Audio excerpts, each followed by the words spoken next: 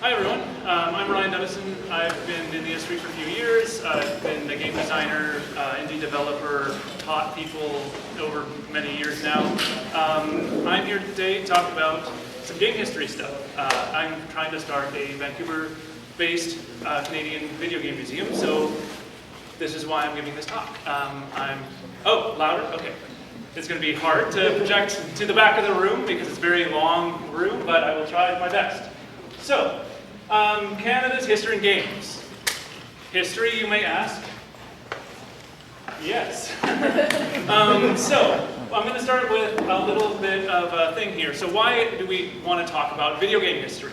Well, a lot of what we do as game designers and developers is on the backs of other people and our own knowledge of games, and we should basically know what these things were based on because they made those same kinds of decisions when they were making those.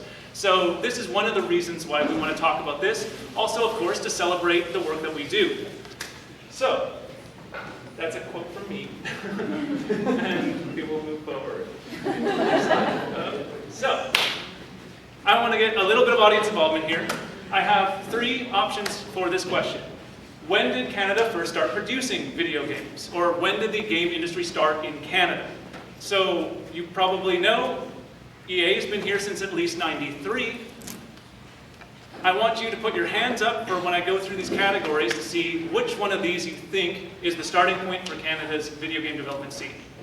So is it the 1980s? A. Handful of people. The 1970s? B. Most of the room, it looks like. Or pre-70s? C. Oh, it's about even with the 1970s. Interesting. So, the answer is yes. And let me explain. These are all the potential starting points for the video game industry in Canada, or at least game development in Canada.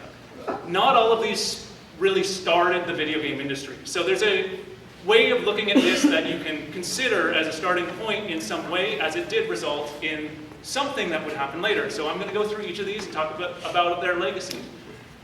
So what we have here in the 1950s is Rogers Majestic's Birdie the Brain. We have a couple of different things that happened in that 70s period, and a few more things that start in the 80s. So start with Birdie the Brain. So that's like AI too. So we started AI. Sort of, yeah. So Birdie the Brain was this huge computer that played tic-tac-toe. And that's its sole purpose. It was created to highlight a type of vacuum tube technology that was called an additron tube. That was a new way of trying to use one vacuum tube to solve something that required many in the past. So this is like super analog computation technology. Oh, I went back instead of forward. So that's what they were trying to sell, is something along those lines. So the guy who started Rogers Majestic went on to buy one of the first radio stations in Ontario, as this was based in Ontario. This was shown at the Canada exhibition in Ontario, in Toronto. But then he passed away in his 30s. His son ended up also going into the same field, and he started Rogers Telecommunications. So that is the legacy of this. The next point in time here, we have two different companies. Speakeasy Software, which was another Ottawa or Ontario-based rather company, and we have a company also in Montreal or in Quebec. Speakeasy Software ran for a few years, closed down. The same creators opened up a new studio called Sanctuary Woods Multimedia.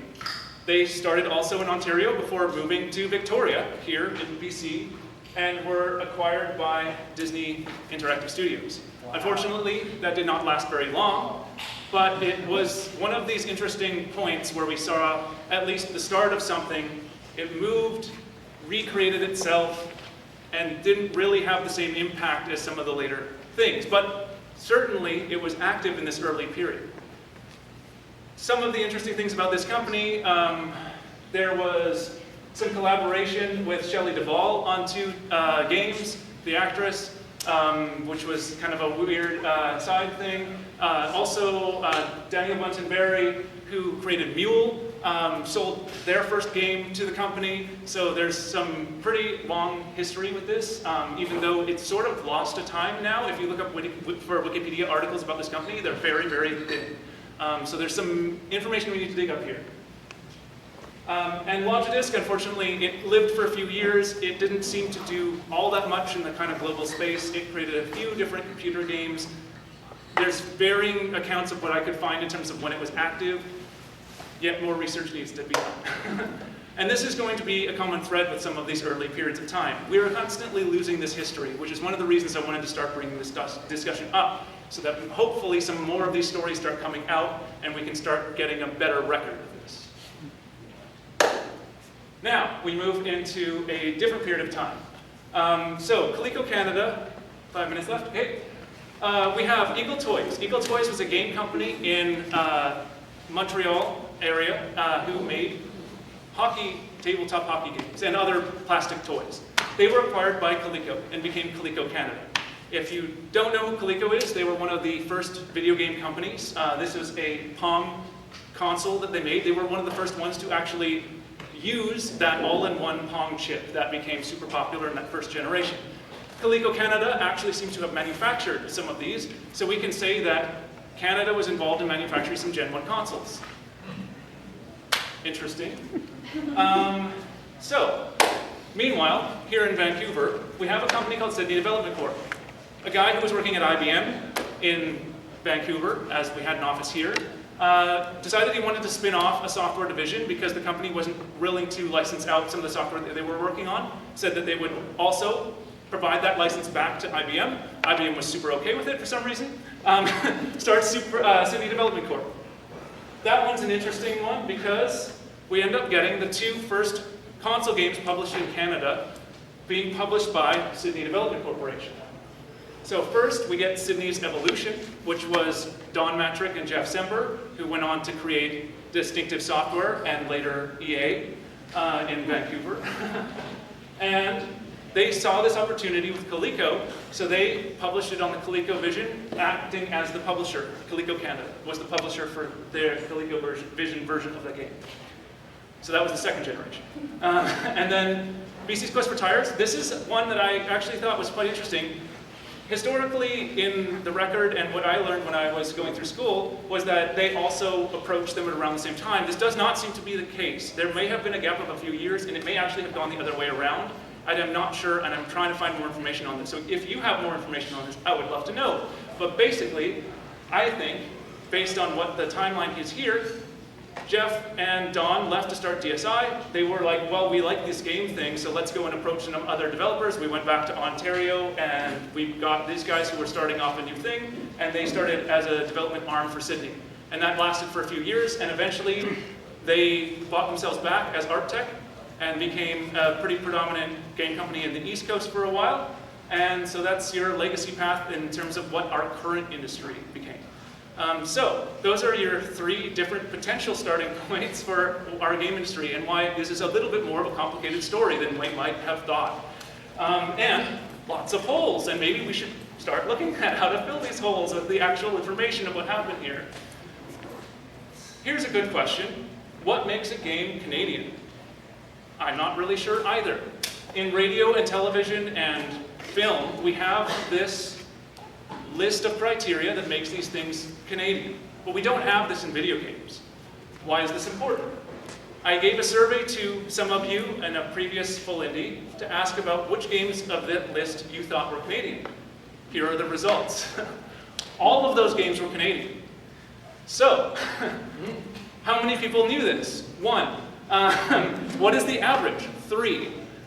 If we put these games up against the criteria we use for radio, film, and television, all of these would be considered Canadian games. That's a pretty interesting thing. Why is it important we define this? It's because of those definitions that radio, film, and television get a lot of support from the government. So we should probably come together to start defining what makes Canadian games Canadian. So I'm pretty much going to leave you with that. We're trying to create a Canadian video game museum. I'm hoping that you will join us in some capacity. We've been prototyping some different ideas, and that's it. Thank you.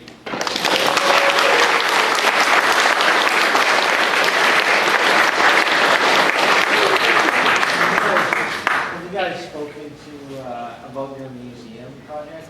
Have you spoken to Creative PC about? We have started that conversation, yeah. Okay, because they might be a good contact for funding, and they Absolutely. can point you in the right direction. Yeah.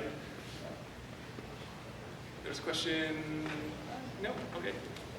Yes. So you talked a lot about the history of video games in Canada. Looking to the future, what's the last video game in Canada going to be? That would be very hard to predict, as we have an ongoing situation here and games keep being made. I would assume that we will continue making games for many years to come because that's what we do as a species. It will be because Canada and it will be because technology. Which one are you thinking? I'm not sure. I don't know how to answer that. But, yeah. Is the museum being made in an existing location, or are you literally building a building? Good question. We don't know yet. So we are currently in an early phase. We're currently going to be doing a bunch of pop-ups to try to build some momentum before we can pitch for a plot of land. I have a couple in mind that might work someday, but it needs the right push and the right people in the right places. So we'll see how it goes. Yeah. So do you personally have a big collection of stuff you can show in the museum? Yes. Or that's what it is? I have more than 50 game consoles and a lot of games and other things. I don't even know there were 50 game consoles. The first generation alone has more than 200. Yeah, but I don't have all of them because that's insane. And they're all basically just Palm, but yeah. Nice. Thank goodness we don't have to port to 200 consoles. Yeah, yeah. Any other questions? No? All right, oh, one more. I know in some places that they have like local indie games collaborate with museums. Like I went to Acme in Melbourne, and there's a whole Untitled News Kid exhibit. Yep. And you've been talking to local museums about that kind of thing too. We are starting this conversation now. Yeah. Cool. Yeah, that'd be really awesome. For like Celeste or Contra. Yeah, there's lots and lots to choose from. Again, that list only scratches the surface. There's a lot of Canadian games for sure, and some recent big hits. So, absolutely. So recently I went to the Canada Day celebrations by Lafarge Lake, and they had all sorts of little tents and stuff set up, and some of which were museums where they had like a few specific, usually kind of provocative and interesting items to show off. Have you guys considered doing anything like that just to get the word out? Because I mean, stuff like this is great. Yes. But presumably the people going to this museum won't just be people who already make games. Yeah, so that is where the pop-ups will come in.